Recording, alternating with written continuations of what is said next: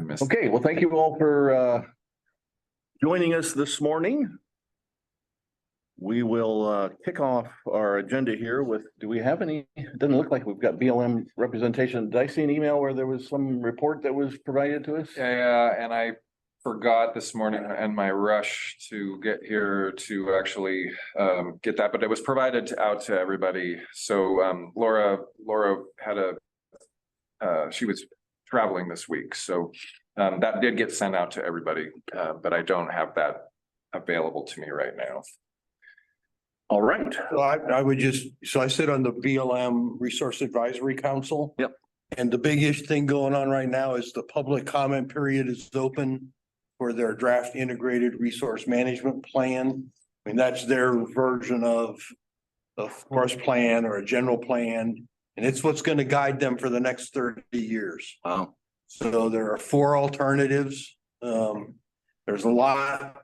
It's weird because it covers everything covers the Arcata offices BLM and the writing offices BLM. So a huge geography. So it's big, broad statements. It doesn't really get down in the weeds very well, but people might want to look at it from the point of view of recreation. Just how are they supporting recreation in Trinity County? Make sure there aren't any weird little things in there, and send comments in, as individuals. I think comment period goes through December 28th. So Did they get all their seats filled, Pat? On the? No, Jennifer, Oh, they still have some. have enough for a quorum. Okay. yeah, Jennifer Mott had also sent me a request to send out, which I hadn't quite done yet. That was basically sort of solicitation for members for the RAC. I would think it was maybe even in the newspaper, the Trinity Journal. Yeah, I think I saw it. Okay. Anything else on BLM? No. Hearing none, seeing none, we're going to go to Forest Service reports. So Jim, looks like you're up for 6 Rivers. All right.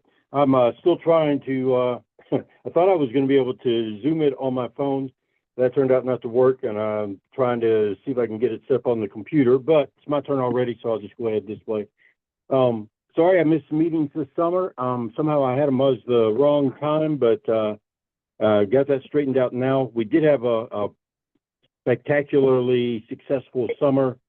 We were able to work out an agreement to bring California Conservation Corps in to spend some time rehabilitating some of our wilderness trails.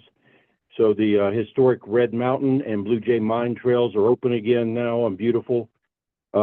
We also completed the grant to bring in the Youth Conservation Corps, which we haven't had on this district in years. But this year we were able to hire 6 local students who worked here 8 hours a day, and we engaged them in multidisciplinary efforts. So they helped restore 2 of our shorter, closer trails as well. One that goes between our 2 most popular campgrounds, and another that up in the Lassics where people have been getting off trail and endangering some of our Lassic lupin that are an endangered species that just can't afford the foot traffic. So the kids went up there and helped us restore that trail and create continuous tread going the way we want the trail to go, and steering people away from where they might accidentally trample those flowers. They also helped build some split rail fences. I mean, they split the cedar logs from our forest to build a split rail fence for cattle exclusion around some of our sensitive vernal pool habitat. They spent a week with forestry going out and learning to do timber stand surveys and timber marking. They spent a week with fuels, helping to do some fuel reduction projects. We took them down to the SO to meet all the career people down there that were far along in their careers and hear about how they got started and all the possible career paths within the Forest Service. And already we've got 2 of the kids have signed back on to be volunteers during the school year so they can stay engaged. And they both say at the end of the school year when they graduate, they want to just go on to our regular payroll. And one of the kids who's not close to graduating yet, but she's still brilliant and has a bright future, and she's hoping to come back next year as a paid intern. So that's been a great program for us.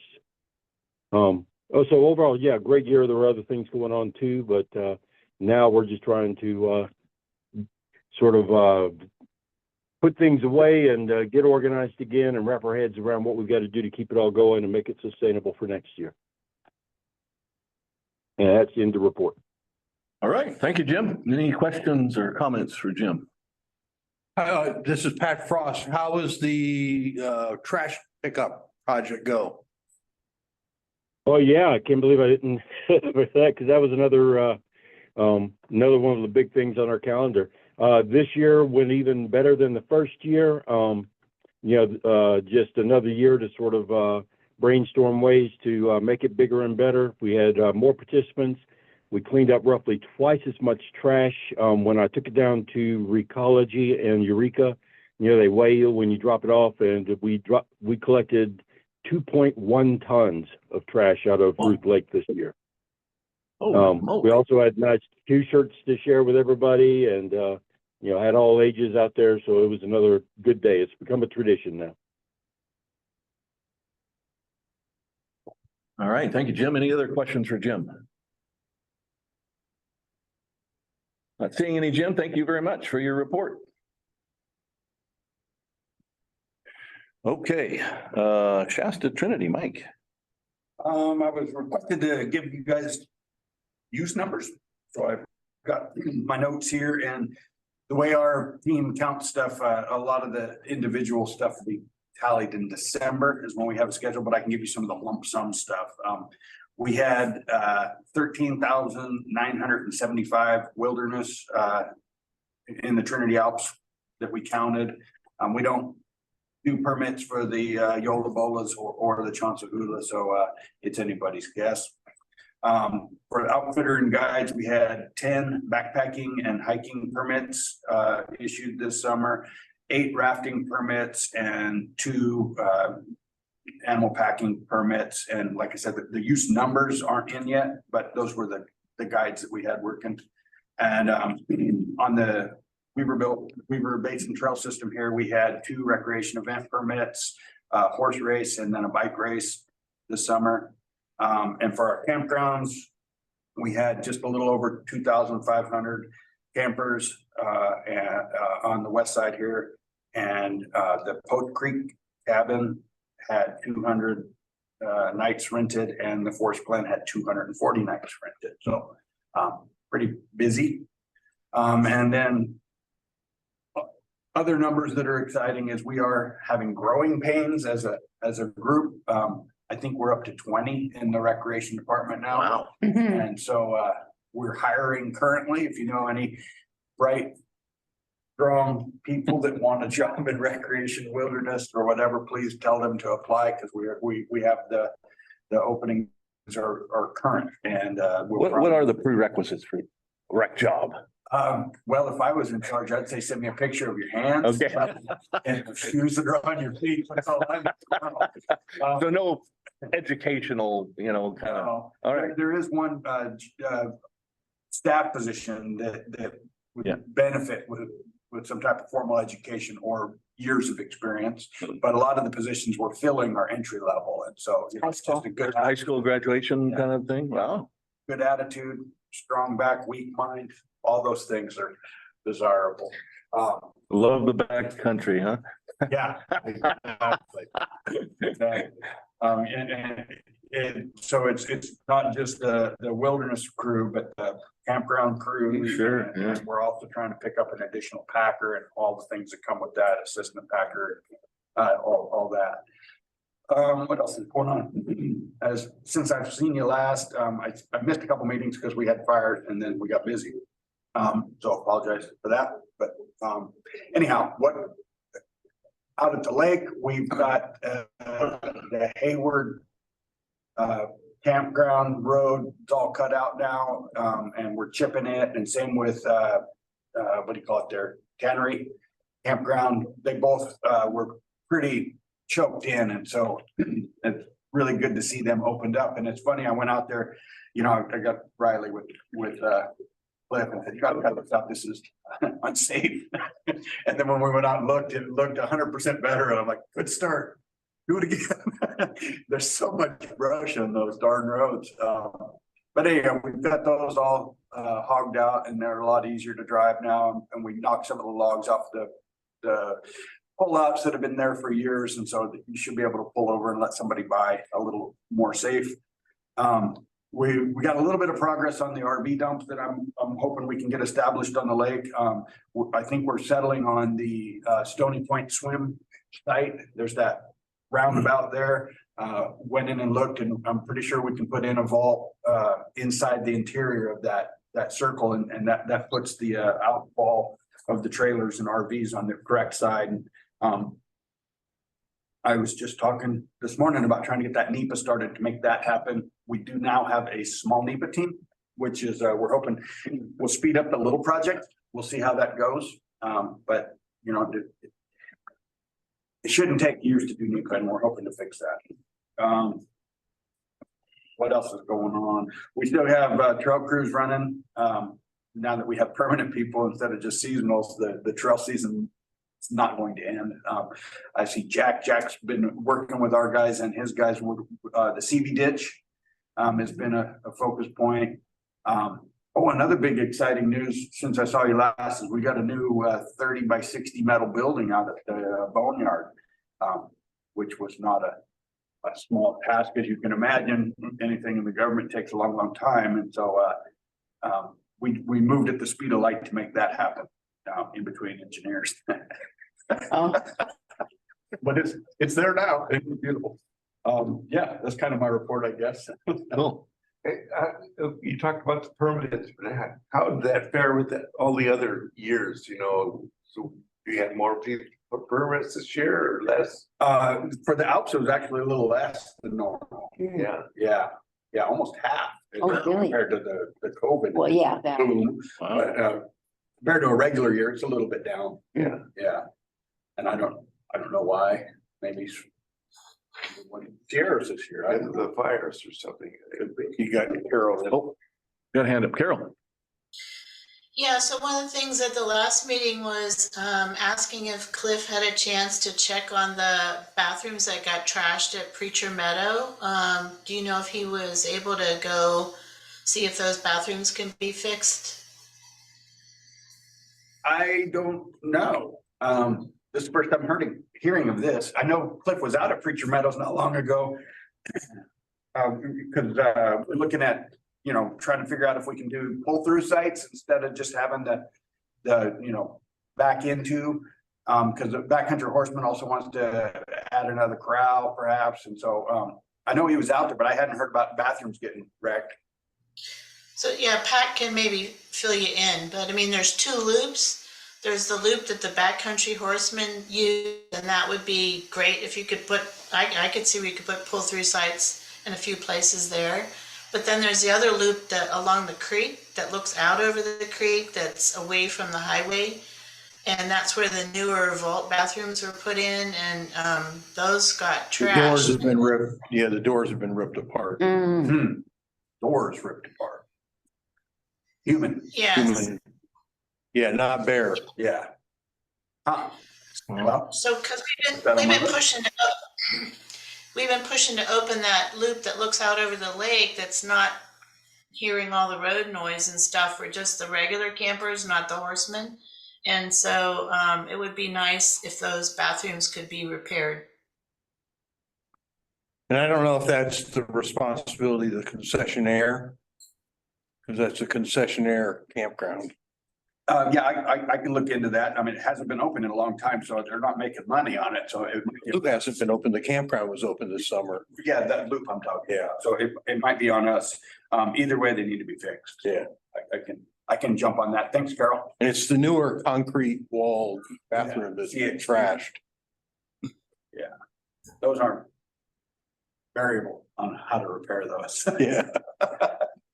That campground is important to the bicycle riders too, the through hikers on the, that are on the post trail. You know, that they use that campground. So I was gonna ask that when you gave the campground usage, numbers. Those were not the concessionaires campground, right? Those are other campgrounds. No, that's all of them. That's all. Yeah, yeah. Okay, Yep. The campgrounds are closed, right? now, Or some of them are? Yeah, all but Minersville. Yeah. Minersville, okay. And what about up and down? Minersville's open all year round. yeah, and the river corridor, anything that's got a gate is shut, Okay. but the ones that are not gated are open. All right. Yeah, and that reminded me to report in on the Goldfield campground. We started attacking that this week in earnest. We've been waiting for the loggers to wrap up their operations, which they have, and so now we're in there trying to, do the best with a pretty bad situation. But we're going to reduce the footprint of that campground. We're going to have maybe 5 sites, and it had kind of punched its way up the creek through I don't know, people just driving further and further in, and so we're actually going to shut that off. We're going to put in 2 metal corrals in that campground, and that'll help kind of solidify that outer boundary. And we have so many large logs in there, and they're wet. There's just no way they're going to burn for a while. And so instead of piling them and making them black logs, we're actually going to use them to kind of corral the campground in. We're going to run a windrow logs down the road so that the ATV side-by-side guys won't be cutting through there to the campground, which was becoming a problem. There were some landowners up above us that seems like whenever they notice somebody camping in that campground, they turned it into a racetrack and to discourage people camping there. So we're going to discourage that by stacking logs all over the place. Where is that campground? Creek Oh, Road. okay. Yeah, it's about 5 miles further towards Big Flat. Uh-huh. Right there by the lodge that burned up. Oh. Anyhow, That's Goldfield? It's severely burned. It burned in the river complex fire, so it's just black. Yeah. Yeah. so you may be interested to know, Carol, the apple trees are coming back. So they're shooting up out of the ground. Wow. Yeah, I couldn't believe it. I thought they were toast. But yeah, the apple trees are coming back. Some of them- That means they're coming back from the rootstock, not from the grafts, so they won't be any good. Well, we can graft onto those rootstocks still. Yeah, that's Good true. wildlife habitat. Yeah, and we do aim to reestablish those apple trees. Tara made promises to people in Coffee Creek that we're gonna get them trees back, and so maybe in the long run, I'll be looking you up, Carol, to graft on some good eating apples on top of those rootstock.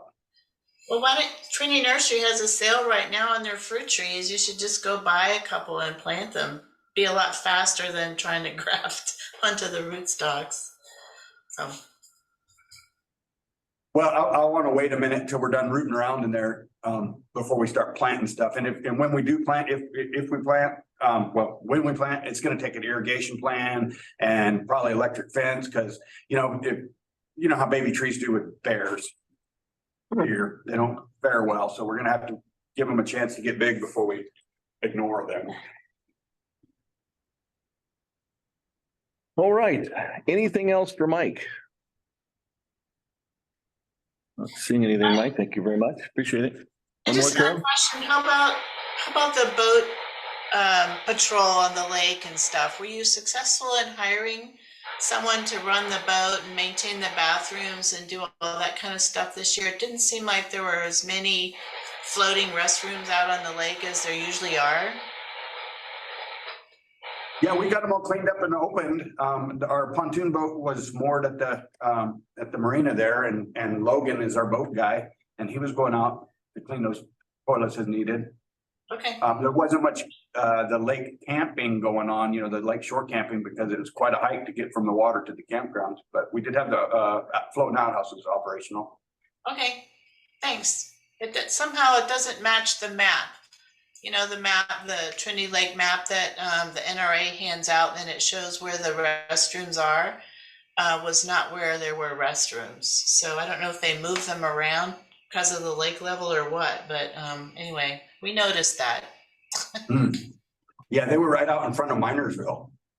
where I saw them last. Oh, and another thing along the lake shore there is we did move the courtesy dock up to Trinity Center. You know, even though we couldn't connect it, that was one of the chores that Logan got done, so that next summer, as the water rises, we don't have to go find the dock or go get it and retrieve it. It's poised and ready to go, so we can just hook it onto the rail. Well, you're an optimist, huh? Yeah, When the water rises, I like that. Lake's 50% full. Right now the lake's stand empty. Yeah. And it is 50.1. There you go. More than half full. More than half full. Here we go. Anything else for Mike? Yes. On the 17 road, the Parks Creek Road, brought it up to a couple meetings prior. Have you had an opportunity to identify any type of maintenance schedule on our side of the hill yet? No, I've let that go, Pete. I'm sorry. Let me get back to you on that. I know that's part of this Highway 3 project. They're looking at other egress and access roads. I believe that's on their list, but I can double check on that for you. Because those potholes, first 5 miles, I was just up there a couple of days ago, are getting pretty pronounced. And all that sloughing that's occurred on the inside ditch, a couple of spots is just enough room to get around some pretty big rocks, so. Okay, yeah, I'll look into that. I'm sorry, I let that get by. I got a Last question call, for please. Mike. Okay, Amanda, Thanks. you're a popular Hi, guy, Mike. Yeah, you know, we use those usage numbers in our grant writing. That it's very compelling to share that. So when's a good time to bug you when you think you'll have those numbers quantified in December? The special use folks told me they're not gonna have those till December is all I heard from them. So. Okay. How about December 15th? Okay, I'll reach out to you, or you know, sometimes Monique's gotten it to me too. But that's great to know, and I'll be in touch. Okay. Last call for Mike. All right, we have had somebody join us. Jack, you want to introduce yourself? There we go. Hello, Yep, there you go. everyone. Sorry I'm late. I got caught up in a different meeting right before this one. Watershed Center Recreation Program Coordinator. All right, welcome, Jack.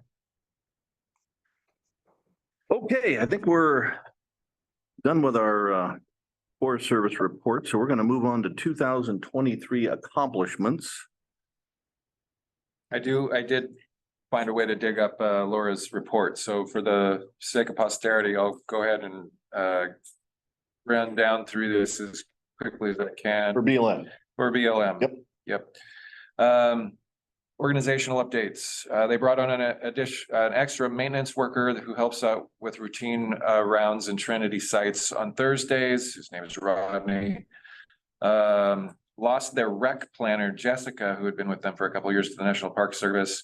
But our park ranger, David Byers, who we've worked with a bunch at the RCD, is moving into that position and then currently hiring 2 new park rangers to replace David. Worked on and finally signed the Trinity Recreation Upgrades NEPA. This includes a vault toilet at Grapevine Swimming Area, additional toilet at Junction City Campground, improving Steiner Flat Campground, including the toilet waste removal to find sites, host a site, etc. Trails connecting Steiner Flat road sites, which there's a number of them up and down Steiner Flat, with something of a crew trail that kind of connects them. So they're going to do some more development on that trail. Day use designations for Steiner Flat River access sites and Grapevine area. And then for the campgrounds, they have some numbers for visitors. And they're seeing the same thing that you saw as far as like a general decline. Trinity Campgrounds opened on May 5th. Big push to deal with dead and dying trees in the campgrounds. Douglas City Campground closed on October 18th. Did not have good success with a host this year. and operated the latter half of the season without a host, this likely impacted the compliance for fee envelopes. So for fiscal year 23, they had 4,298 visitor days. One visitor day equals 1 day per single person. And then as a comparison for fiscal 22, they had 5,597 visitor days. So it was a significant decrease there. Junction City Campground closed on November 15th. Had a host, water system has been shut off for half the summer and needs to be replaced next year. They had 1,197 visitor days as opposed to 1,371 visitor days the prior year. Steelbridge Campground was also closed on November 15th, had a host all summer. For fiscal year 23, they had 2,131 visitor days as opposed to 2,247 the year prior. Steiner Flat was not open this year. They're still needing a lot of work in that campground. Although I think they get a lot of day use because I know that I go there. Because there's a couple of pretty good swimming holes there. Overall, our campgrounds, even in Shasta County, had a declining trend in visitation this year. Not quite sure what to chalk that up to. Host issues is always a consideration, especially for DC this year. But I do not think that accounts for the whole difference. Open to hear other people's thoughts. And I suspect it's similar to what the Forest Service was noticing. Jim, just out of curiosity, do you guys count visitors? Do you guys have permits for the lake usage or access to, I don't know, what is it? The backside of Yola Boli's or? We had the Forest Service effort, the agency effort to go out and monitor visitor use. I'm blanking now on what that was called, but that was just happening in our forest this last year. We do, our campgrounds are not reservation, our 3 big developed campgrounds, but they are fee use. So we do collect envelopes. I have not sit down to tally up our totals from this year yet. So yeah, no, I don't have a good count on people going into the Yola Boli's. If we're going to start trying to count that, I'd have to figure out exactly how we're going to do it. It's all pretty remote from here and backcountry, and unless they leave a little note in the box at the trailhead, I'm not sure how we'd keep track of who was going in and out up there. Okay, very good. Thanks, Jim. Laura Broadhead goes on to talk about fishing permits. River access points and swimming holes continue to be very popular for fishing, swimming, enjoying nature, etc. We have 1 vehicle counter installed at Sky Ranch, almost have a full year of data there. And there's a bar graph that basically shows an average of about 560 visitors per month over the course of the year. Doesn't show a total there, but guide program continues to be a big lift for our office. 96 guides permitted for the 22-23 season, with 2,150 visitor days reported so far. We'll have a full suite of 100 guides for the 23-24 season. General maintenance, repaired road surface on both entrances to Steelbridge day use area. Redesigned the Weaverville Community Forest trail system with updated Carson-ite decals and posted updated trail maps on the kiosks on either end. Began clearing hiking trail around Union Pond. More is needed to complete. I didn't even know they were doing that. That's interesting. Cleaned up countless dump sites, including 2 collaborative days in the Weaverville Community Forest with the RCD. And then education outreach, they provided salmon life cycle activity at RCD Weaverville Summer Day Camp, taught youth to use binoculars for bird watching at the youth day at the wetlands bucktail site. Spoke with high school students with forestry management at the school field trip at the community forest that was organized by the RCD. And then participated in the Adopt a Plot volunteer event at Bucktail Day Use Area that was organized by the TRRP and the RCD. That would be BLM update. All right, thank you, Kelly. Any questions for BLM? All right, seeing none, we're up to Six Rivers. Jim, you got any other accomplishments for 2023 you want to share with us? Just expanding our staff and planning projects for the future. So I think one of the big next steps going into next year, we've got a 5-year agreement now with California Conservation Corps. So continuing to find funding sources to put into that agreement so we can keep them working. Right now we have funding from the August Complex disaster money to hire them for 3 hitches this summer. And we're in the process of figuring out which trails we're going to put them on. I'm going to start the process this year for looking at state parks OHV money in case the August Complex starts to peter out. Then hopefully I'll have that money that I can start working them in the north end of our district. For those of you not familiar, the August Complex footprint covers the southern half of our district.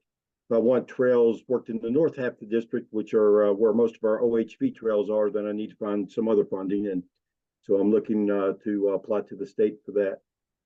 And that and trying to make sure we got everything, all our ducks in a row to have our YCC program going again next year. So that's where our head is right now. We do have some of our rec staff being converted to permanent seasonal 13 and 13. So that'll give us some stability in the summers. And we've already hired 2 year-round permanent rec techs now to help me with all the balls I got juggling in the air and make sure I don't drop any. So we're getting resources, and it's just trying to make sure we keep them flowing, get organized with them, and make wise use of them now that we got them. Very good. Thank you, Jim. Any questions for Jim? Seeing none, we'll move on to Mike again. Mike, you got any follow-up? Well, I kind of did the accomplishment. I realize that, yeah.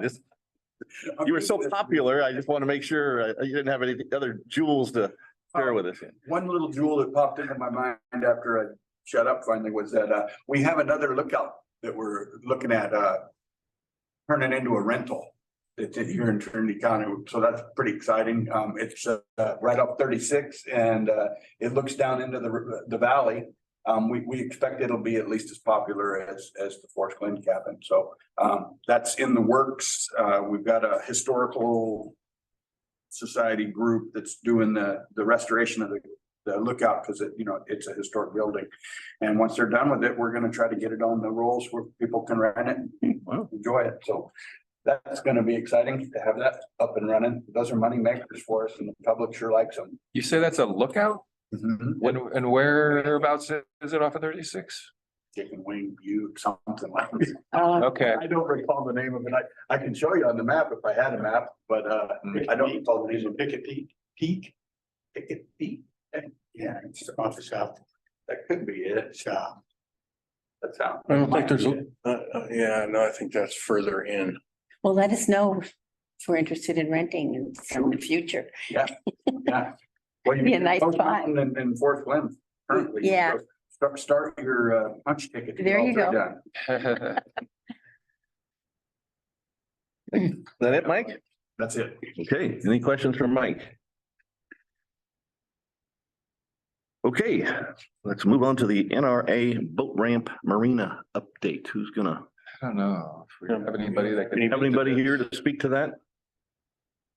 I don't. Either of the next two. Tell you. Okay.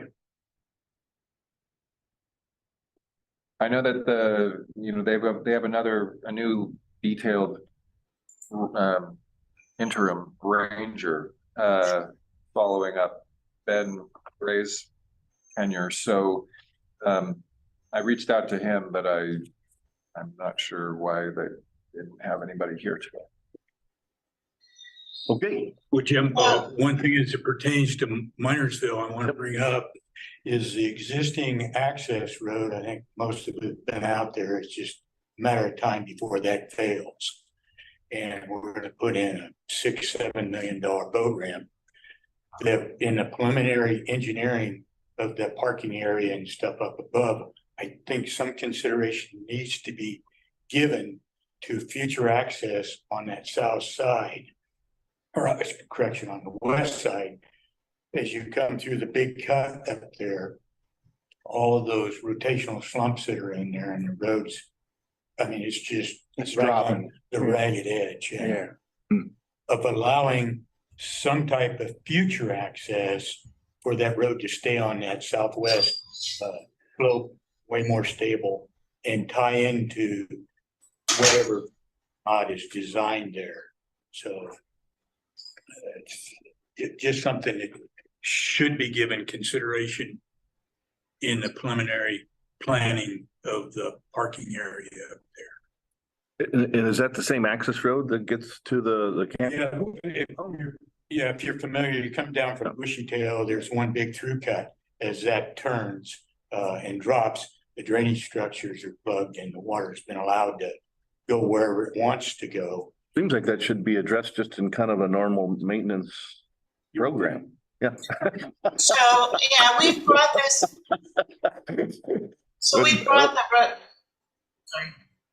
We brought the road issue up to the Forest Service numerous times when they did the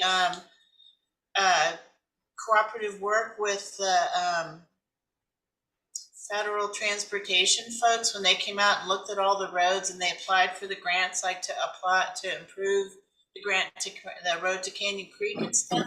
At the time, we were telling them they needed to get the engineers to look at that road because it's falling away. It's falling off the side of the hill. And when you are trailering a boat down there, it just goes whoop, whoop. So I think that's something that we need to keep bringing up to the Forest Service in terms of access. That road itself is going to fail. The second thing I wanted to say is, so can we have the minutes show that this is extremely frustrating? You know, 2 months ago, we asked Ben Gray for an update on Minersville, and most of his answers were, you know, I don't know, I'll get back to you. Now they have another interim deputy ranger, and so we're still not getting the information or the priority, I don't think, for Minersville.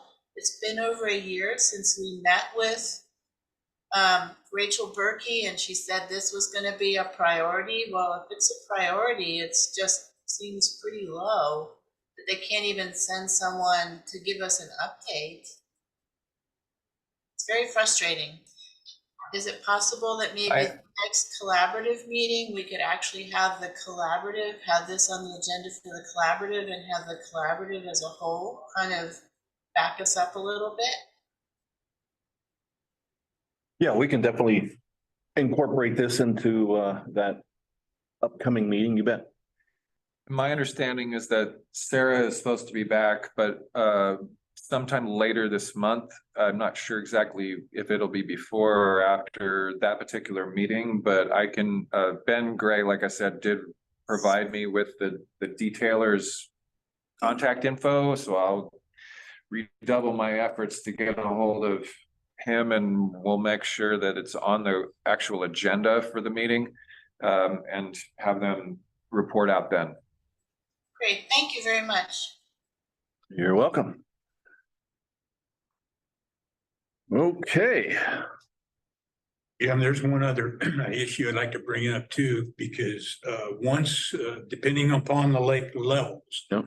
there needs to be some consideration for an alternative low water ramp facility. And the one at Fairview was put in 1990 or 91 at that 5-year period of droughts we experienced. That ramp is good to 165 feet.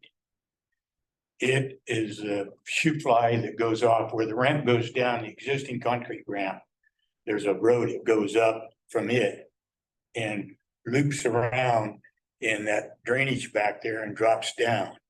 And that would be an alternative location once we shut Minersville down. Oh, okay.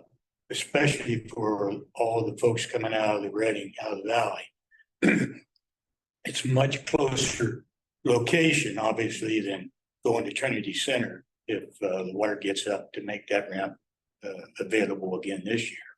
But it's something that needs to be put on the Forest Service agenda to be prepared to utilize that low water ramp. That's where there was two made out, they're wooden ramps. Mike, you probably remember those that were put in during that drop period. And one was at Fairview and the other one, I forget, there was two of them on Trinity. But I got pictures. I went out and looked at it at 170 feet. It could still be utilized with four-wheel drive. And very minor amount of work because Forest Service went in and graded that road around, punched that road in there up below the high water mark and gravelled it. And a lot of that gravel was still there in good shape. And what has happened is the bank, as the lake had come up in previous years and sloughed into the road, it gets a pretty substantial outsloping, and it's a lot of people don't like to utilize that just because they feel uncomfortable with the steepness of that outslope.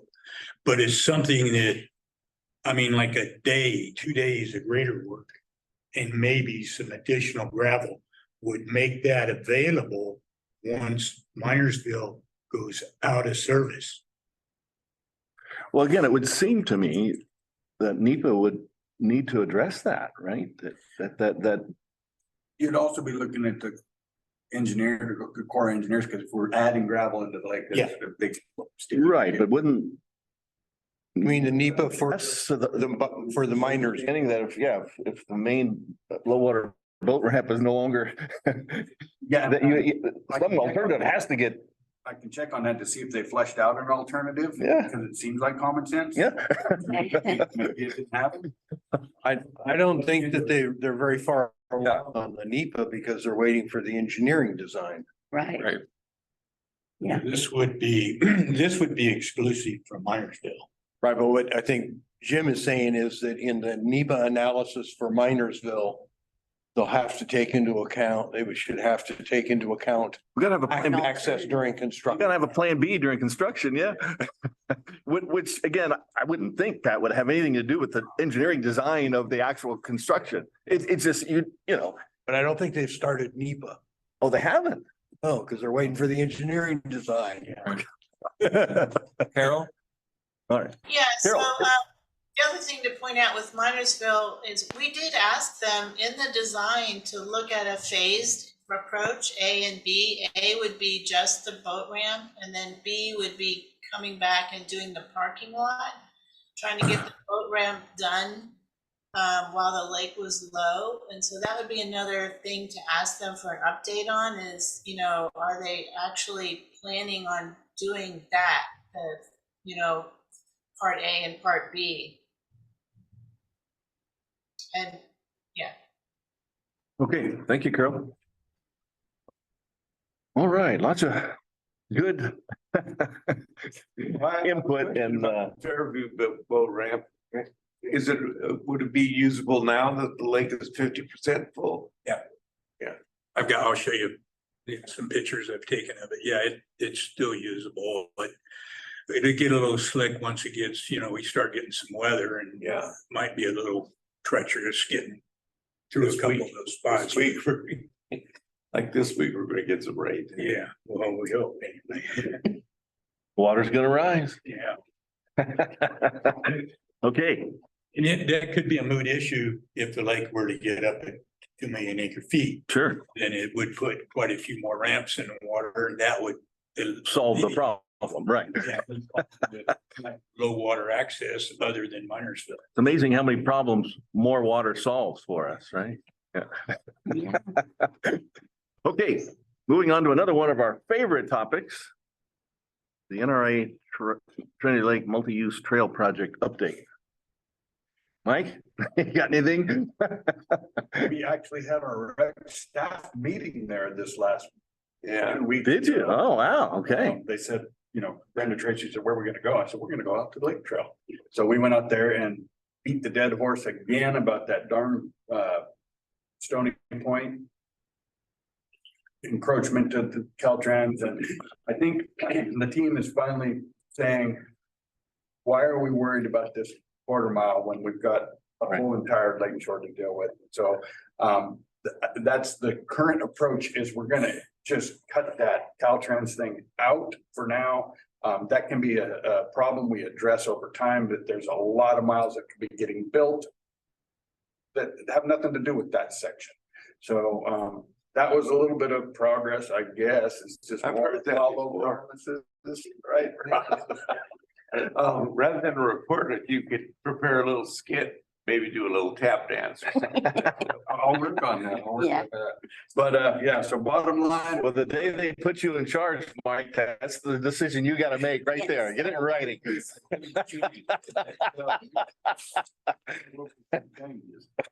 but yeah, that's about all I can say on that trail, is that we went out and looked at it again, and everybody's now concurred that let's just not get hung up on this, because that seemed to be the problem. And every time it came up, it was like, well, the Caltrans issue. Yeah, But it's like, take that out of the excuse bin, please, Yeah. and let's use a yeah, different. just start excuse where next you're time. at and keep going. So we're looking at that, and I really want to start at Trinity Center and put in a couple of miles or a mile of PDA trail going south. Oh, Because that'd be I great. think that would make a lot of sense. It would, that there's a community that would benefit from having a fully accessible trail system. I think there are people that walk out there every day.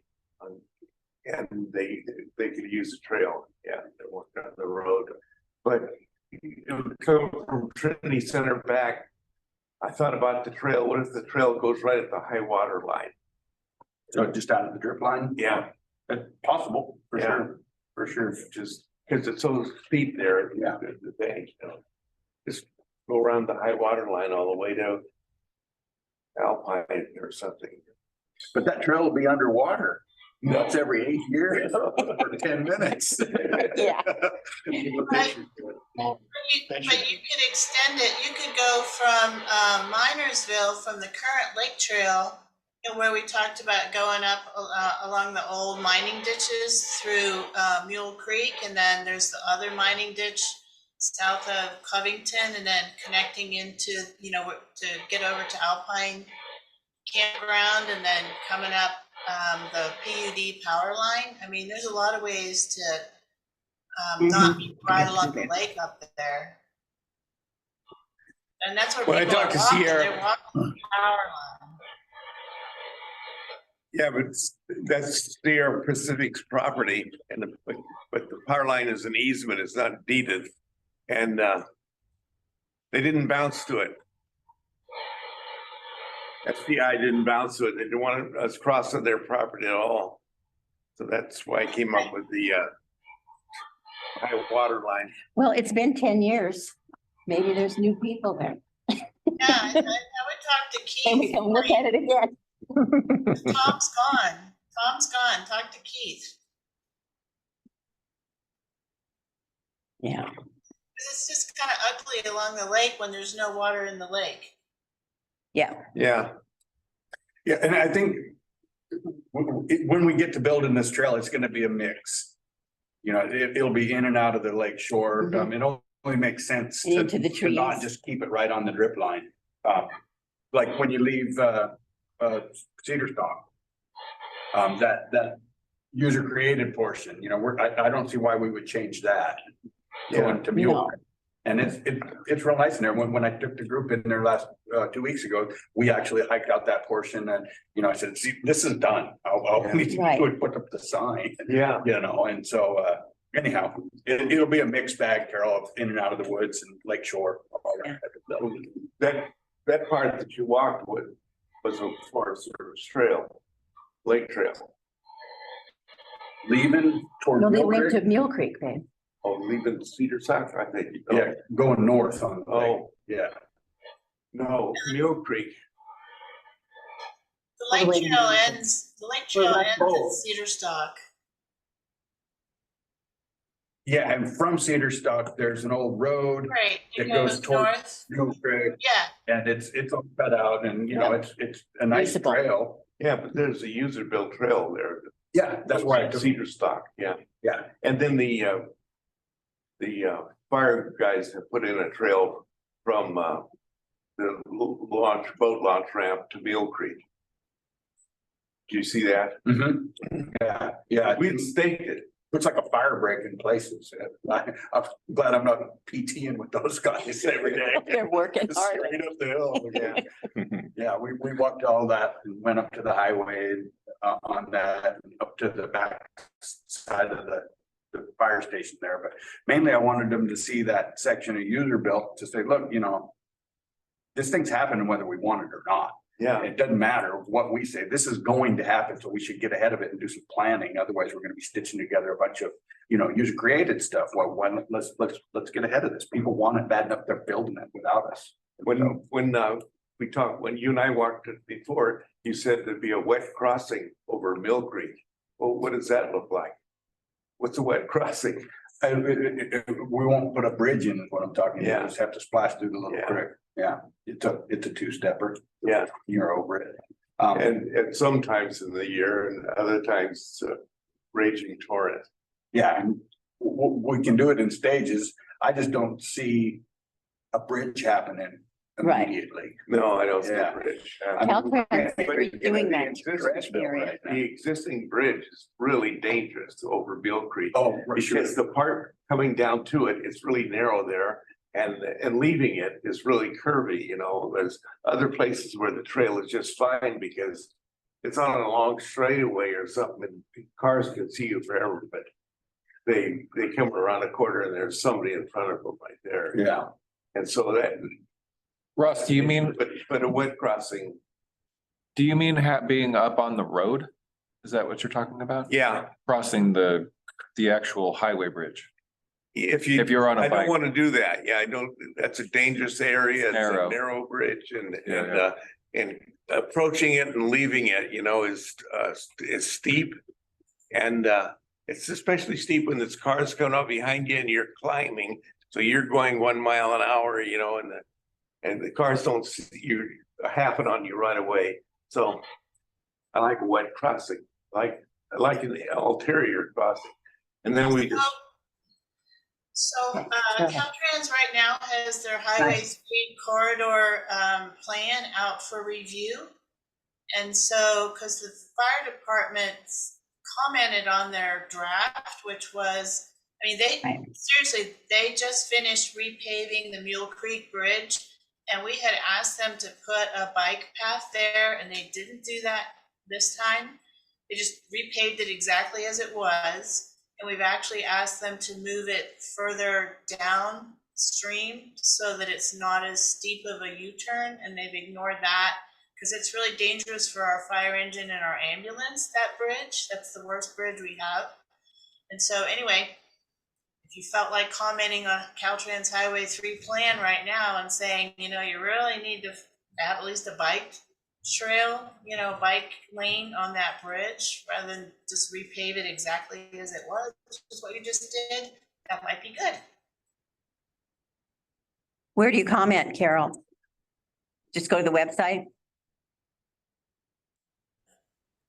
So there's a notice in the paper, in the journal this week. Oh, this week? Oh, okay. Now you could go look at a copy of the plan and then it tells you where to send your comments. Great, okay. when you leave Hayward Flat Campground, there's a ditch, an old Union ditch, and it appears on some of the people's maps and that takes you all the way to Covington Mill. And there is an existing ditch, although it's blown out in a few areas, but there is a ditch line all the way around back to Covington Mill.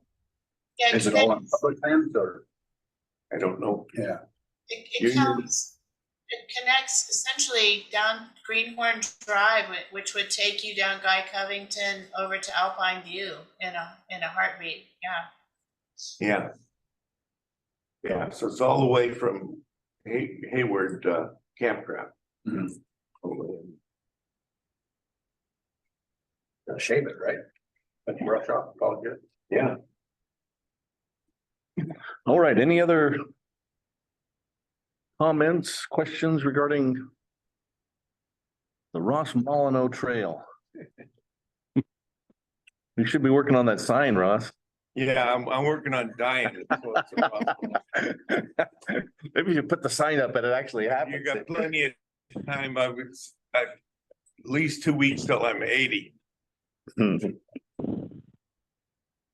Okay, we're gonna wrap up the trail conversation and move on to Bowerman Barn updates. Anybody have an update for us?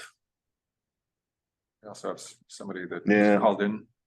That's Pat. Pat just called in. Oh, okay. I thought I recognized that number. Yeah, it's me. We have a new guest. Would you introduce yourself? It's Pat. This is Pat Frost. Oh, my goodness. You're not new at all. How'd you do that, Pat? That was fast. How did I do that? Well, I Introduce figure, yourself, Pat, and tell us a little bit about yourself. yeah, this is Pat Frost. Waiting for the heating and air conditioning guys who show up between 11 and 2. Okay. Oh, well, you're on time. Do you have a Bowerman Barn update for us? I do. So Carol does. Carol, there you. Okay, Carol, you're up. And I think Mike might, so we got the RAC grant to buy gravel to extend the interpretive trail and to pay for a interpretive sign in the barn. So the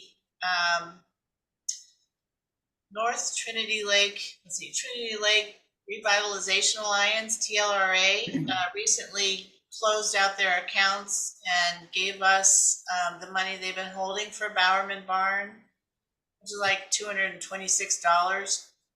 Essentially, that pays for the sign and the hardware to install it. So we've ordered the interpretive sign that goes in the bottom of the barn where the livestock stalls are.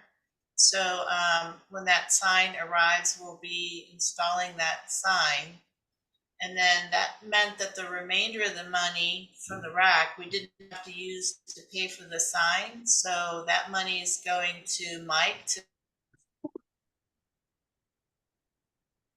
say something about gravel. Yes, we are going to try to get to the bridge with the gravel path. I think if the goal, Pete, with the NRA, he's gonna supply some strong backs, weak minds to run shovels, and I'm gonna send Jotham out there with our little tractor. And we're gonna, what I've heard from Pete is we got about $1,000 to work with on the gravel, which is probably just one transfer load. So I think we can make it to the bridge without a problem. And if we have any leftover material, we'll then go over and start working our way off the other end of that trail up the hill, if that makes sense, because getting the tractor across the bridge is not going to happen. And then also while we're there monkeying around with vibratory plates and tractors and gravel, we'll fix that little portion of the gravel path that's below the barn that got kind of disturbed when they had their high lift in there or whatever that was. There's some damage done to the trail there that'll be easy to fix when we have a tractor in there. And there's also a part of the bridge railing broke with a tree that fell on it this winter. So if you can repair the bridge, there's some,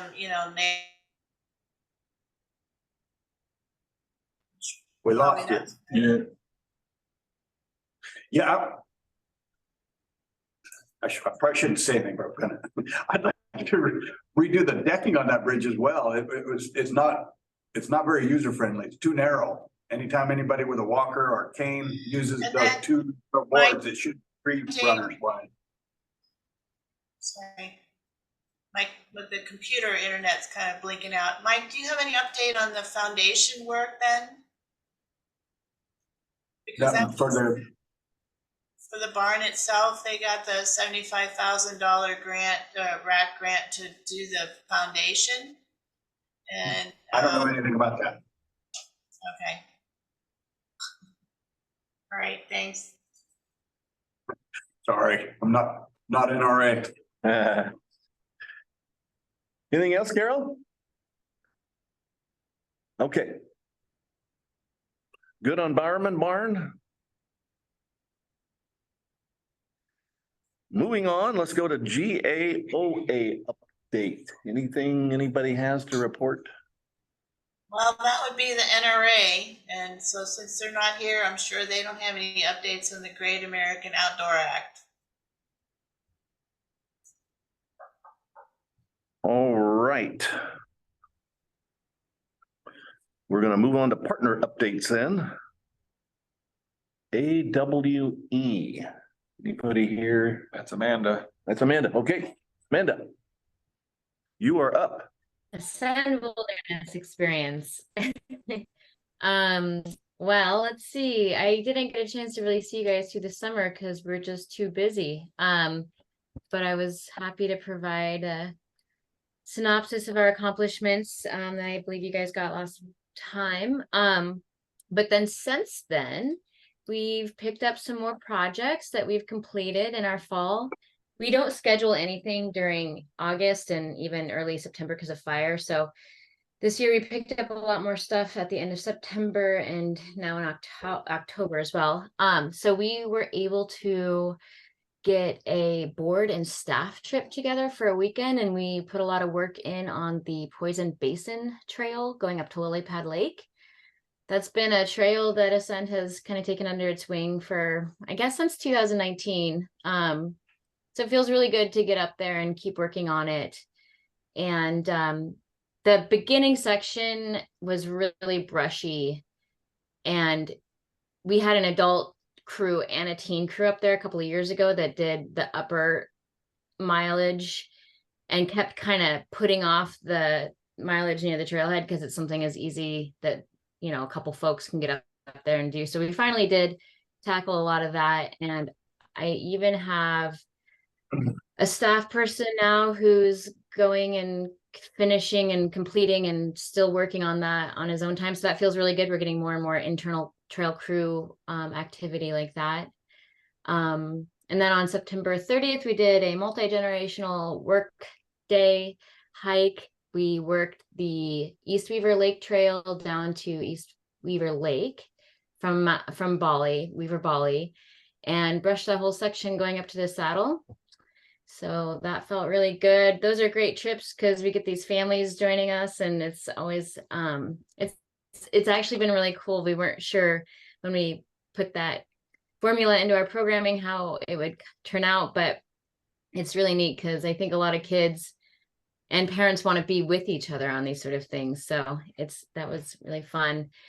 And then we finished off our season for our public services. October 14th, 15th, we did a weekend adult work trip, and the plan was to log out Rush Creek Lakes Trail. And I don't know, Mike, if Eric filled you in on this, but something really funny happened for us because we kept hearing about the quality, the condition of the trail needed a lot of work. There's definitely a lot of logouts. But we went in there, we had an A team of volunteers. A lot of people that signed up for that trip had worked with us before or had trail experience. So we were just this solid crew of 10 people ready to work crosscut saws. And we just keep hiking and hiking and hiking. And we did not find any logouts, but there was evidence that someone had been in there to clear those logs, and most likely with the chainsaw. So our assumption was that it was fire contingency line from the deep fire, which would make sense. That trail goes up a ridge line. But when I checked in with Eric about it, he wasn't aware of that. So we're still trying to figure out the mystery. But we did get a lot of brushing done. So that trail is looking really good the first 5 miles up. This is just a day hike, so we weren't able to get past that point without it being this crazy long, arduous day. But what we did the next day was reroute the whole group because we had this incredible volunteer power happening. and we all went up to the Poison Basin Trail again that next day. So when we went up as a board and staff group, we only, got us so much work done. And so then we kept working on it with that group the following day. So we got a lot of good work done. It was an excellent way to end the season with our public trips, because it was just a great turnout. Felt really good.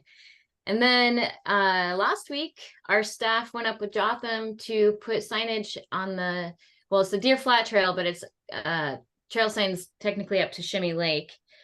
And I don't know if you guys have been up there, but it's kind of crosses a logging road like 6 times or something. It's a funky trail. And it's not always obvious which way to go. So we installed something like 8 signs for hikers, and that felt really good. That was on our docket since last June, but we couldn't go when it was originally scheduled because it was covered in snow still. So we finished that up. So we're done pretty much for our goals that we set out for ourselves in the spring in regards to trail work. Aside from, I do have a staff person still kind of finishing up some brushing projects of these trails that we've already been working on and coordinated with the Forest Service around. So, but now, this time of year, we really shift into our outdoor education program, which we offer in classroom curriculum for schools. We have our program director and 2 schools right now teaching outdoor ed curriculum. And we've got a lot of community events that we participate in, like the environmental camp and Heim Palm Salmon Days that are happening next week. And then we are also going to start planning for our next spring break day camp, which is a free day camp provided for any youth of 5 to 14 years old to join. And we, have presenters and activities and all sorts of cool stuff happening. Anyone's available to sign up, even sometimes grandparents that are visiting or grandkids that are visiting their grandkids come up and join us for that too. But so yeah, that's our winter work, is more of that outdoor ed program. A couple of exciting announcements is that we have 2 new positions that we've grown. I'm about to fly a full-time administrative position. We're still developing the job description, but it's going to be more or less a public relations manager / fundraising manager. So that's a full-time admin position that Ascend is hopefully going to fill by the end of the year. And that's really exciting. So if you guys know any great folks that want to get involved in what we do, let them know to keep us on their radar. And then, I'm working on full-time seasonal right now as well, as in regards to our wilderness guide trail crew folks. And so that feels really good to have more people with boots on the ground efforts. So, and yeah, any questions or comments? Thank you, Amanda. Any questions for Amanda? I do have one more That's thing to Amanda. add really quick, is just that I met with Michael Kaufman yesterday, who works with Bigfoot Trail Alliance, and he's wanting to organize a trail summit for all of us and our partners, Klamath Mountain, 6 Rivers, Shasta Tees. So I'm just gonna throw that out there. He's gonna schedule it for either January or February, and if there is staff capacity for organizations to send folks that way, it's going to be a really great time for all of us to get together. But he's still putting all of that together. But I think that would be really cool. Oh, I like that he's organizing it for the off season. Hey, when people try to ask us to do stuff like that in the middle of summer, when we're actually out there trying to work on the trails instead of having a meeting about them. Yeah, I guess we'll see what the roads are like in January, but I'm open to the ideas, since it's not when I'm already needing to do something else. Yeah, and lucky for you, Jim, I think he was thinking of having it in Eureka or somewhere on the coast. It's kind of a weird one, right? Trying to find a central location for our region. It's nowhere is easy to get around here. So anyway, it might be like a Humboldt County based event. All right. Thanks again, Amanda. Not seeing any other questions for you, so we will move on here. So Trinity Trails, any? I don't have any information. Jack is actually on the board. He Oh, might okay. know more Jack, than you got I. any update for us on Trinity Trails?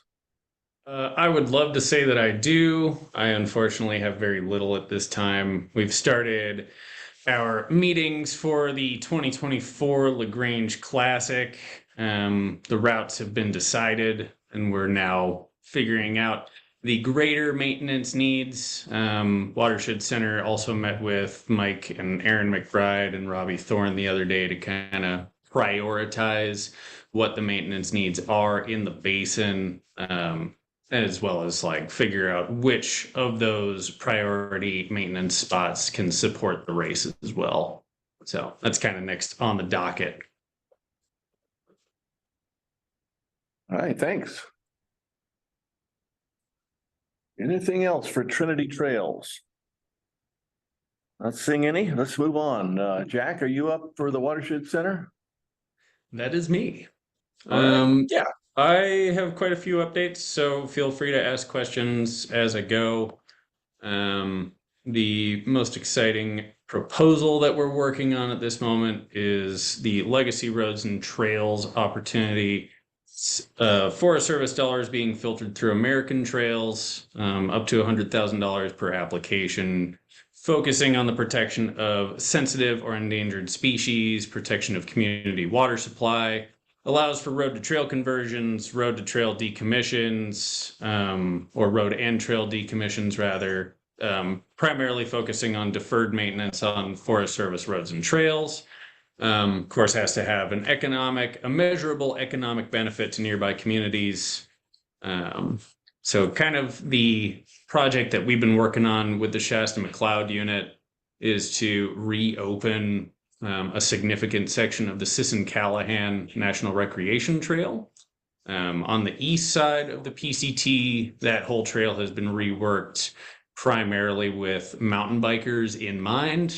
Shasta Gravity uses that as a big shuttle ride pretty consistently. So we're looking at expanding through to the west of there, basically from Bear Creek Cabin all the way over to Kangaroo Lake. We've identified a series of wet meadows that the trail just cuts right through, and at least 50 rare or endangered plant species within those meadows that, of course, we want to protect. We've been chatting with Shasta Outdoor Recreation Association, Shasta Gravity Works, the Pacific Crest Trail Association. Of course, we are always open to collaborating with more partners. So if TTA is interested, if Ascend, if the RCD, or if folks in Trinity Center, I'll be talking with Scott River Watershed Council as well, trying to get as much support for that as possible. This was the same grant opportunity we applied for last year for the sake of the culvert replacements on East Weaver Creek Trail, but we were not awarded. So we're hoping to gain a lot of community support in order to be successful in this one. The other part of that grant proposal that we're working on, this is something I would love to talk to Amanda about probably after this meeting. But now that the dam has been removed on East Weaver Creek, we would love to do a maintenance assessment on East Weaver Lake Trail, pretty much from the lake all the way down to the campground. Mike, would you happen to know the last time that trail had a log out done on it? Like all the way down to the campground? It was a sand last year, wasn't it, Amanda? When you guys came from the lake down? Yeah, so we sent a group from the top down, and they did most of they did a lot from the lake, maybe a few miles from there. And then Eric was saying that this last May, I believe, he actually got in there and did a lot of log outs the first 3 miles going up from, the lower section. So what's left is really there's a few miles right in the middle of it all, which is the hardest access area that still needs a lot of work. Copy that. That's really good to know. Yeah, that middle section would kind of be of course, the main focus of that, and I'd love to figure out if we can. I know you sent me the email yesterday to figure out how we can collaborate on different trail projects, and you're on my list of people to call today right after this. So, yeah, if we can, I would love to figure out how we can collaborate on this particular trail as well, since I know you've done lots of stewardship in that area.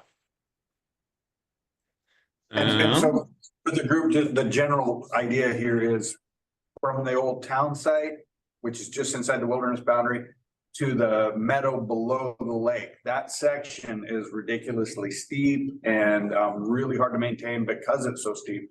And so in the short run, we're going to log that out as often as possible. But in the long run, we want to establish, double the distance so we can cut the slope in half and make it a more sustainable and more enjoyable trail, because I think it would get a lot more use, especially, locals, if it was more user friendly.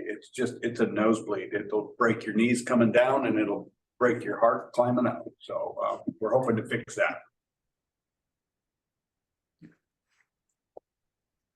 All right, Jack, you got more for us? I do. I have lots.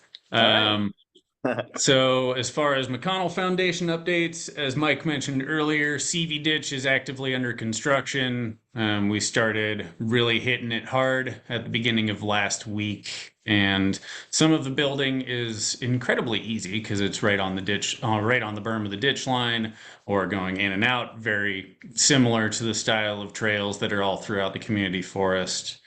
There are some pretty significant blowouts that we've been working on there, where we're building super wide trail, comparatively speaking, because we know that it's going to erode through there. So when it erodes, we just don't want to lose the trail.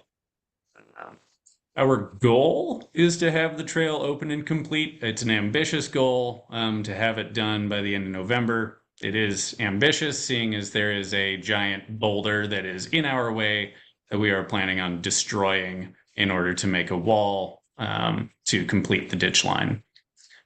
More realistic is probably going to be by the end of December, but I always want to shoot for the moon on that one. But yeah, Watershed Center has 3 staff on site for that one. Forest Service has been able to donate between 1 and 3 people depending on the day. But this has been a huge collaborative effort with the Smart Center. They've got 6 of their staff members out there with us right now. And if Ascend or the RCD or whoever wants to partner in on that, I would love to talk to you about that as well. So we're pretty much going to jump right from CV Ditch across the drainage to the LaGrange extension. We've got a lot of work to do, and the McConnell Foundation money that we have expires in the middle of July of 24. And the other side on the LaGrange extension has lots and lots and lots and lots of rock work. Like, as Mike likes to put it, some legacy walls that are going to be put in there. So that'll be a fun project. Out on the Hayfork end of things, the Ewing Reservoir Trail system, the A-loop is now complete. So you have 2 ways of getting around the full reservoir. You've got the main access road, which is all rocked in. And then now we have the A-loop, which goes around that perimeter as well. It's about a 2 3/4 mile long loop. It's pretty awesome. We buttoned it up in its entirety about a month ago, and we are super excited to open that to the public. We had a grand opening day in the middle of October. BLM came out and did some tabling, and yeah, it was a grand old time. We had about 30 people come out and enjoy that trail. It's open to hikers, bikers, and equestrian usage. There are people who are still going out there illegally on OHV with OHV usage. So we're trying to educate the public and why not to do that, essentially. The B loop, so just outside of the A loop, is currently under construction. We're about halfway through that. We've been chatting with the BLM, and the BLM has been talking with the Narelmuck about naming the trail system. So, and they've expressed interest in doing so. So hopefully one day we won't have to call these the A loop and the B loop, and we can name it something that's historic to that area.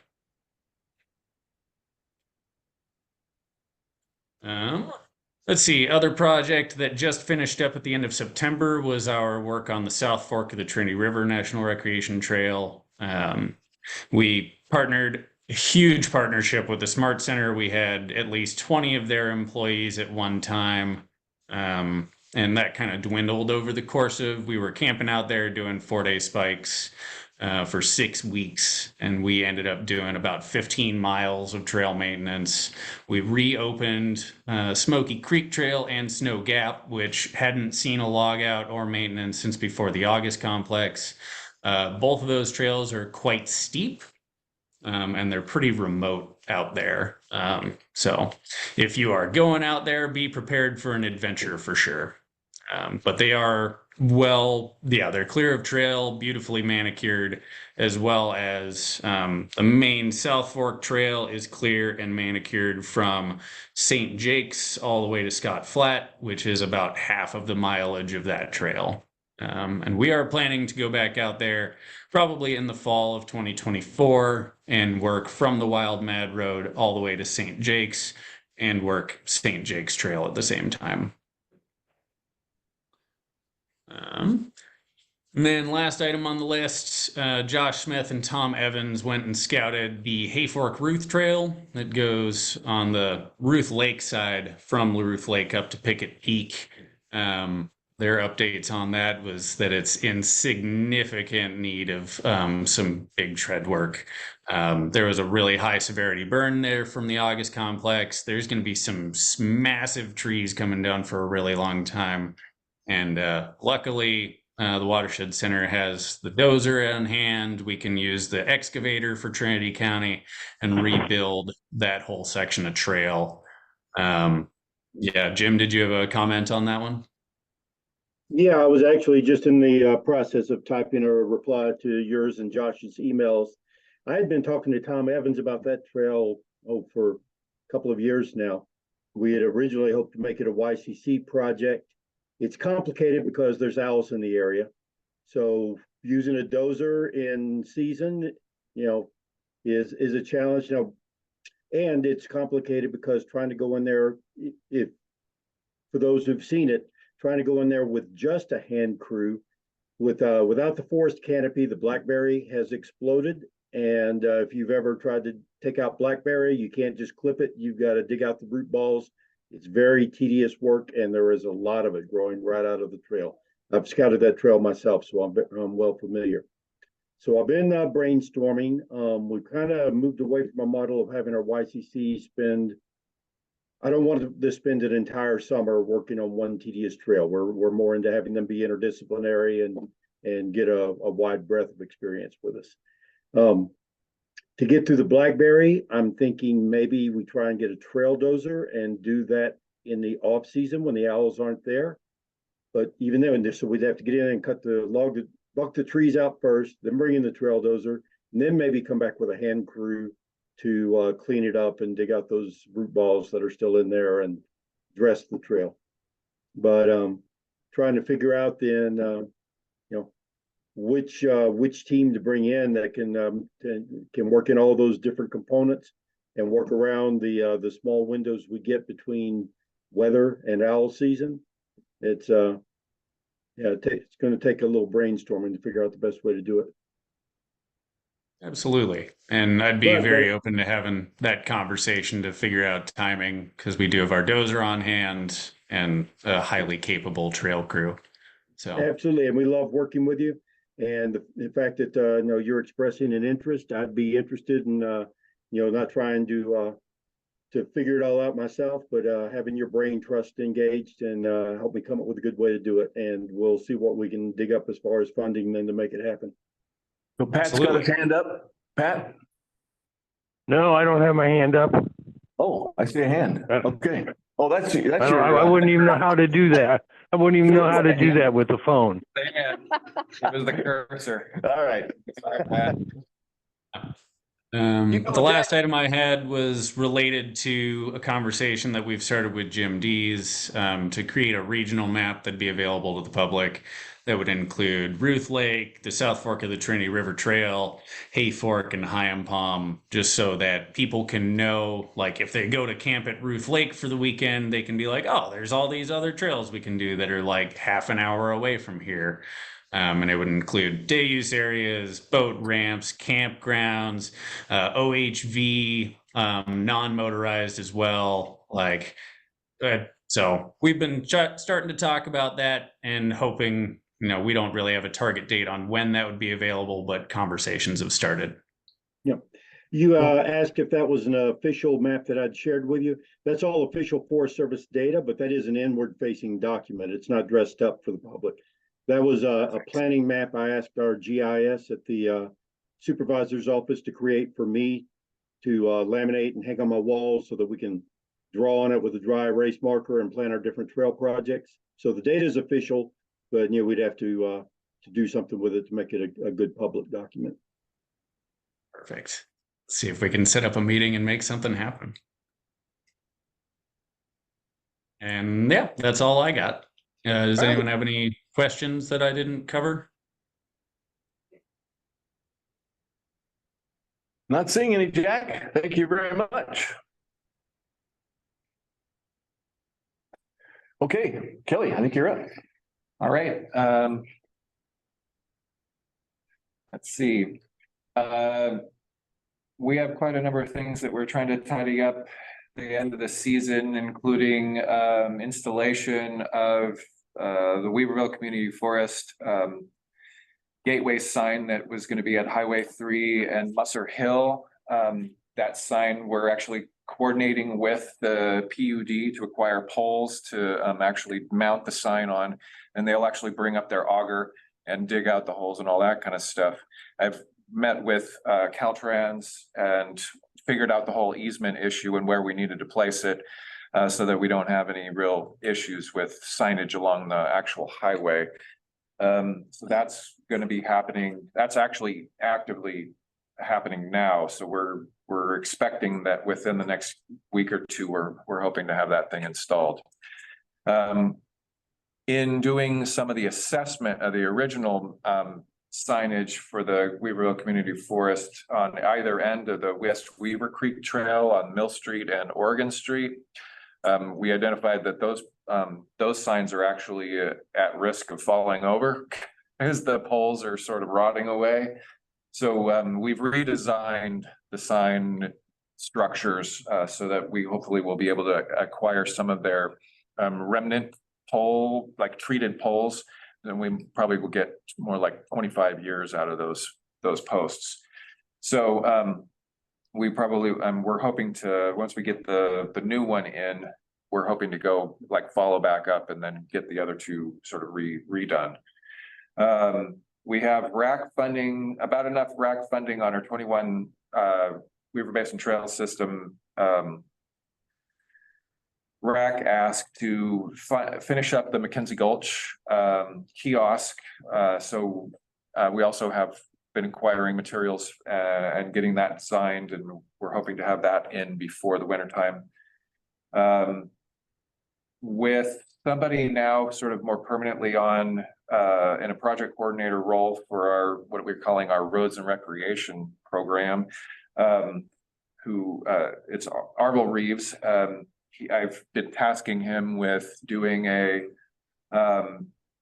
Wildlife Conservation Board pre-proposal for planning project for the Loudon, to develop the Loudon Meadows out in Lewiston, which would include what we assume is going to be something between 2 and 2.5 miles of trail work, pond access, fisheries access, access out to this gazebo that's still out there, et cetera, et cetera. That's sort of being driven partly by the community in Lewiston, and then also by, there's 2 parcels out there. One of the parcels is managed by the Department of Water Resources, and then the other is BLM land.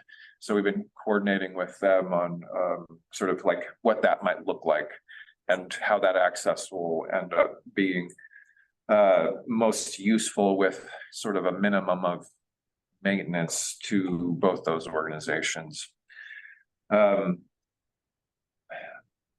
We've been working with the Norelmuck and accessing place names for areas within the Weaver Basin Trail system, so we can incorporate those into our mapping in the future. So that's pretty exciting. And then we do have a fairly decent RAC ask in, but I understand that RAC is sort of on hold as the federal government's still sorting out their, we had a reprieve from the shutdown at the beginning of October. That's supposed to be coming around within the next couple of weeks, I understand, but I'm not sure how that's going to impact the Secure Rural Roads and Schools Act and funding. So is that something, Pat, that you might be able to talk to? If Mike McFadden covers his ears. Okay, they're covered.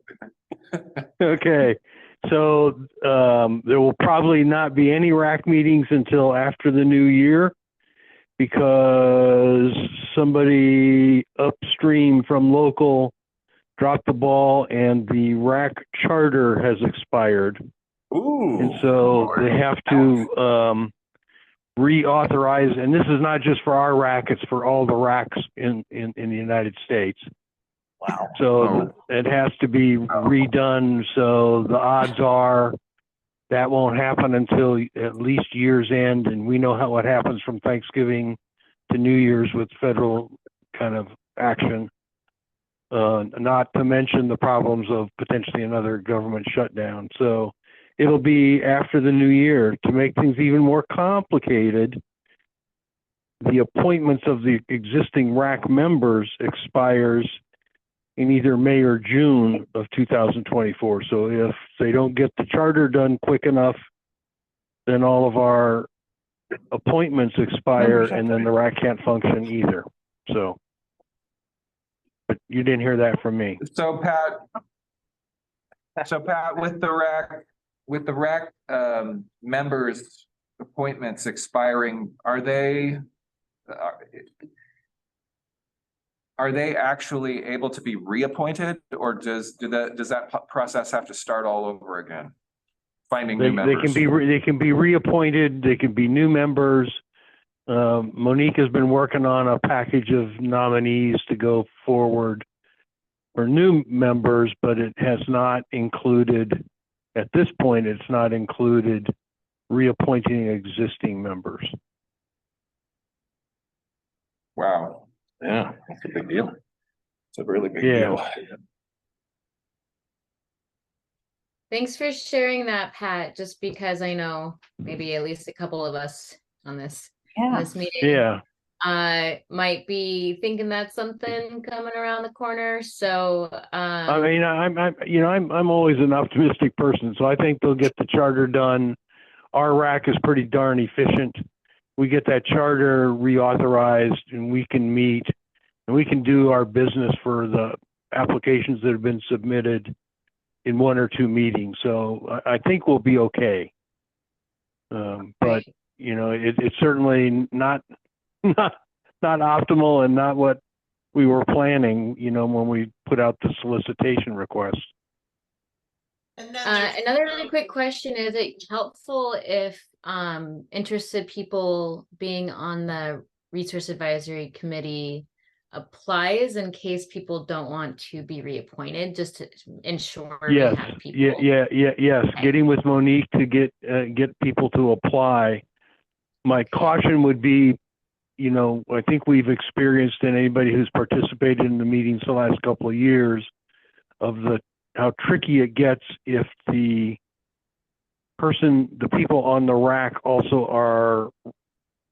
are from organizations that are applicants, because then they have to recuse themselves and we will run into quorum kind of issues.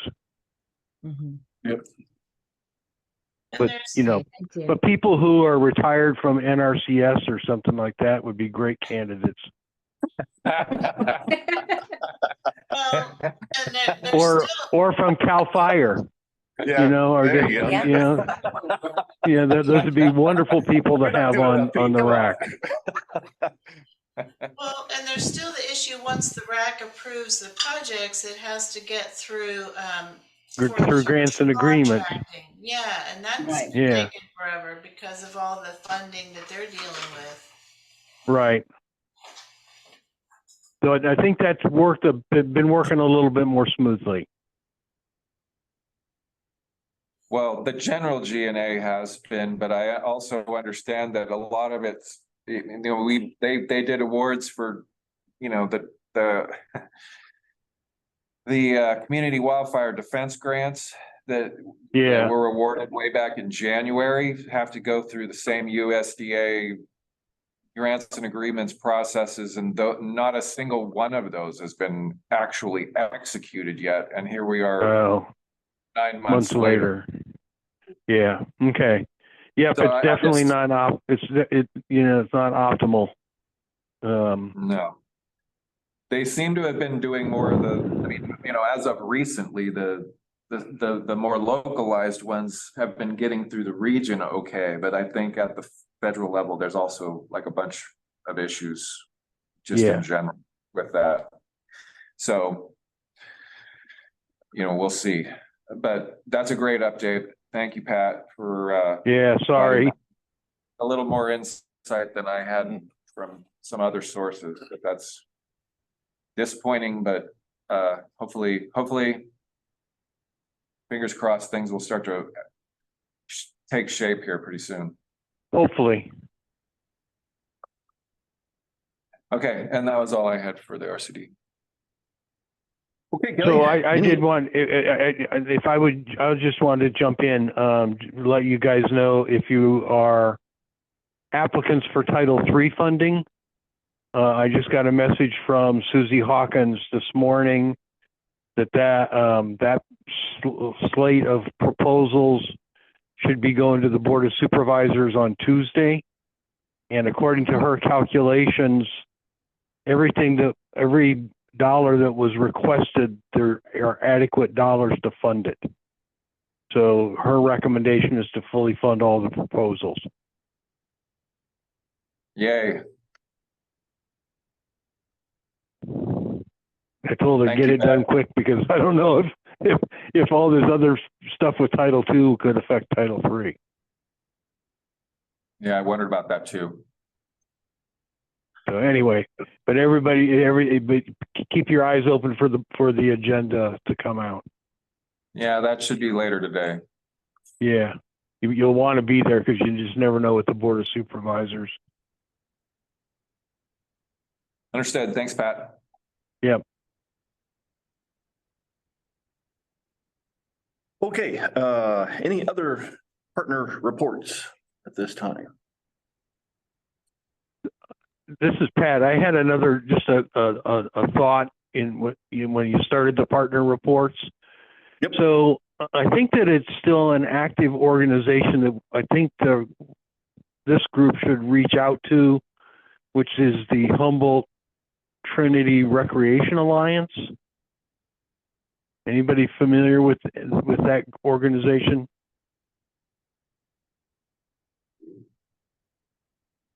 No. No. I mean, I think they get TOT tourist money. Is there a contact, Pat, that you're aware of, or anybody? There's not one that I have, Jim. This organization, they used to come to South Fork Crimp meetings way back when. Oh, wow. But I still hear that I think they still get TOT money. So I was thinking that maybe a member of the Board of Supervisors or Trent Tuthill's office, Rick Lutweiler would probably be the best member of the Board of Supervisors if in fact, you know, they're still active. But I thought when I saw TOT funding going through the Board of Supervisors that the Humboldt Trinity Recreation Alliance was getting some of the money, so they must exist. Okay. Anyway, Yeah, well, when you guys were talking about, when Jack was talking about a regional map and that sort of thing, it just kind of triggered my recollection of that group. They have a webpage. Got a very nice Yeah. graphic. I'm surfing their website right now, and it seems like they haven't updated any of their events since 2020. So I don't know if that's gonna, and I can't find any contact info on there.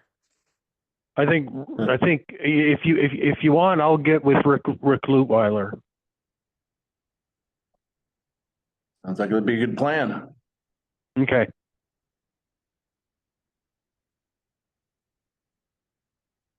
All right. Other topics of interest.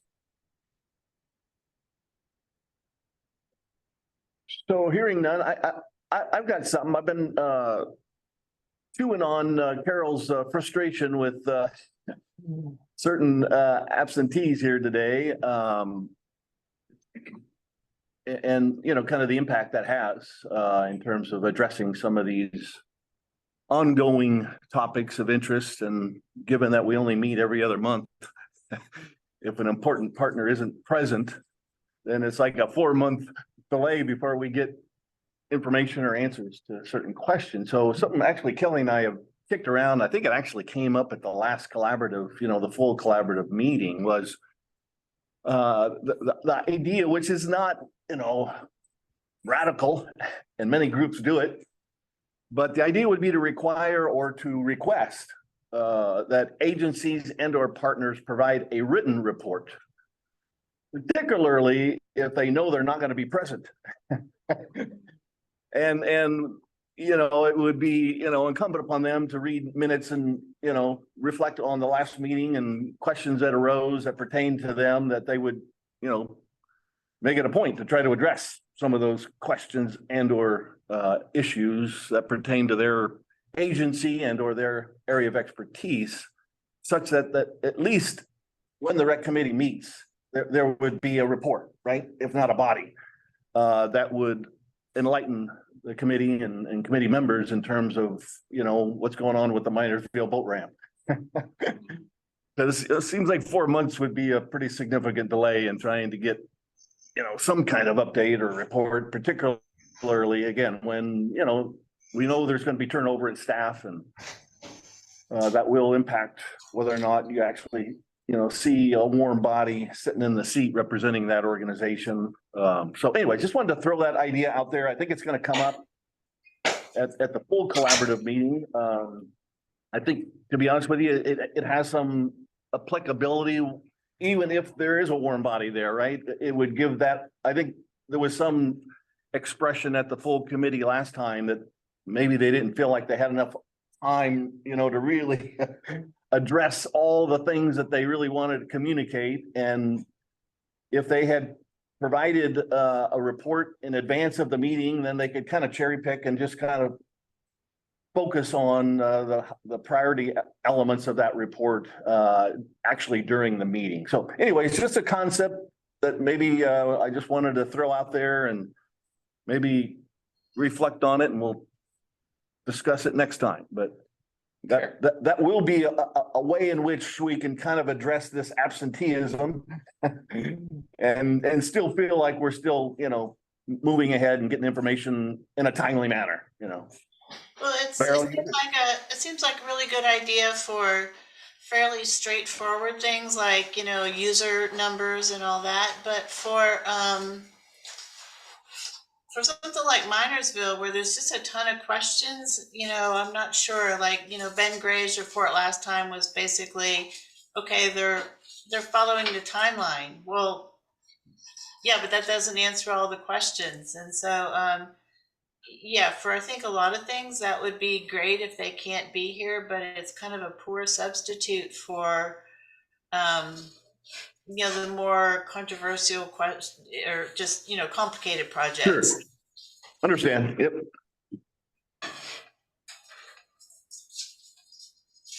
Any other comments on that concept? I think it's a good idea that we discussed at the collaborative. Yeah. You know, and to try and encourage everybody to get here. I don't know if anybody's looked at the bylaws for a long time, but it was a collaborative where we all agreed to, put our energies and time and whatever into to make something happen that's bigger than any individual entity or agency. So. Yep. I could put a standing statement into the notifications that basically, not just, like RSVPs or requests for proxies and stuff like that, but it would also it could also include, a general statement to that effect, that, if there is, if there's a known lack of capacity to have any entity, representative at the meeting that requests basically a written report from those folks, sort of like we got from Laura. Sure. And I think that could just be like a standing sort of piece of verbiage that would go in there to request that from people. So that would be easy enough to do as a way to gently sort of kind of go in that direction, I'd say. Yep. Okay. Agenda building, any topics of interest that we want to make sure get on next meeting's agenda? When is the next meeting? It'll be January 12th. Okay. That's our rec meeting. When's the collaborative meeting? The next meeting will be the 17th of November, so in 2 weeks from today. Okay. We skipped the 10th because of the holiday observed, Right. the Veterans Day observed, which I've also noted is sometimes throws people's schedules off as far as their planning around, those standing dates. So that could have had something to do with it too. But yes, the next full collaborative meeting will be in 14 days, the 17th of November. And then at that point, we'll talk about whether there's any field tours to plan for in December, because that one's usually the harder one to make happen with weather and everything else. Okay, last call for agenda items for next meeting. I think it's the same old stuff. Same old stuff, yeah, okay. Same old song and dance as the song Because we're goes. not making any real progress. Thank you. Yeah. Right. Okay, with that, I think we are officially done. Thank you again for your all your good reports and good information and good discussion. Great. We are Thank officially you. adjourned. Yeah, thanks, everybody. See you Bye. next time. You ready?